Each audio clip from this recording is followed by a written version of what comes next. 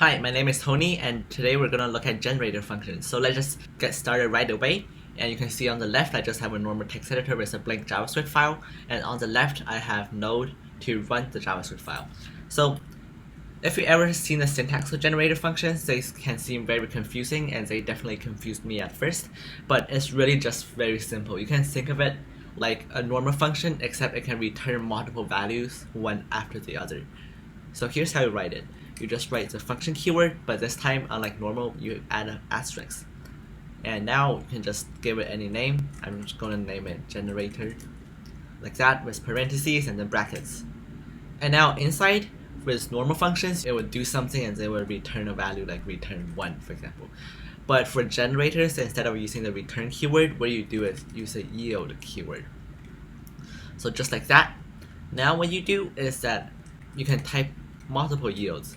So of course you can do more things in between. You can run regular code, you can do console.log hello world, but importantly you do some calculations and you can yield multiple times, like that. Now you don't just call the function directly. A lot of times what you do is actually basically kind of like initializing it. So you can do let gen equals generator and then you call the gen function. So here's what you do. Gen.next, which we'll call it once. So let's just console.log that and see what it gives you.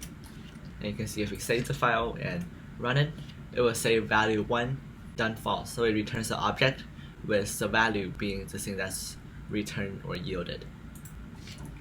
So if we do this multiple times, you can see it doesn't have the same outcome. So for the first time, you can see it's value 1, and the second time it goes on to the second yield, value 2 and the value 3. And then after it's done, we ran out of yield, so it gives you value undefined, done true. So yeah, that's basically all there is to generators, but I'm going to give you a few more examples to make it a bit more interesting. Also, there's a few more cool things that I can do. So what you can do also is instead of typing yield multiple times, you can do so in a loop. So for example, for let I equals 0, I less than 10, is an I++, you can do yield I.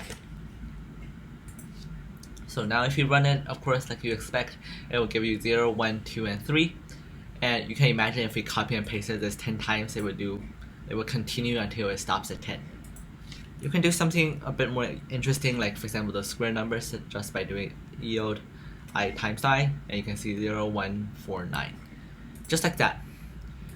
Also, you can declare variables here, and every time you call next, the values of the variables don't kind of get reset. So to give you an example of this, we can do the Fibonacci sequence by declaring two variables. Let current equals 1, let previous equals 0. So these are the two numbers, and because Fibonacci sequence, the current number is the sum of the previous two, we can declare another variable inside the loop called let sum equals current plus previous. And now what we can do is yield the sum. And now, of course, the previous one is the current, and the current one will be the sum. So it's that simple. And now if we save and run the function again, yeah, current equals sum. Whoops. So if you run the function again, you can see 1, 2, 3, 5. Just to give you a bit more clear, I'm just going to add a few more lines.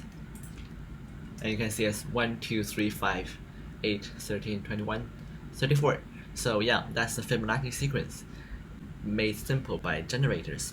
So two things to keep in mind is that yield, every time you call the next thing to get the next Fibonacci number, and it's not calculating all of the previous ones over again, because when you have yield, it basically pauses the code that's there and then continues executing the next time you call next until the next yield. And that's basically what's happening. So all of the variables and the values in the variables and the loop just continues going every time you hit yield, and then it stops. So it doesn't need to calculate all of the previous numbers of the Fibonacci sequence again. Now because it stops at every yield, you don't need technically an ending condition, so we can do infinite loops by doing while true, and just yield.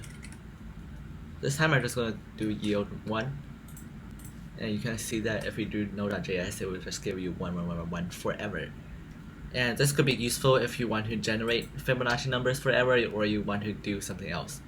It doesn't have to have any pattern because yield can just yield anything. You can do mass.random, for example, right? And it will just give you random numbers forever. There's really no need for this because you can just call mass.random like normal, but here's just a random example.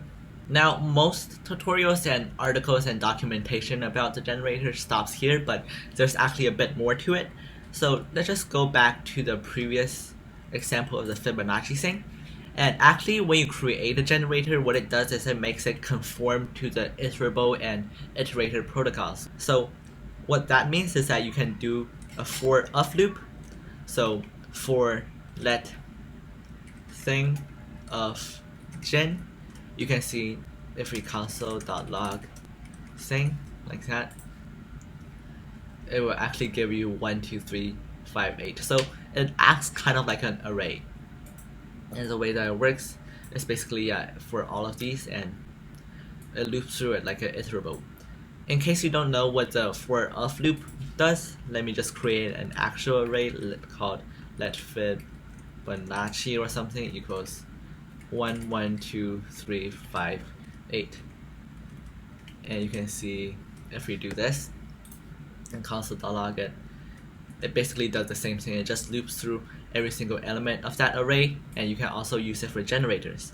So here's the actual reason that generators are so powerful and useful. It's because they are kind of treated like an array or any other iterable.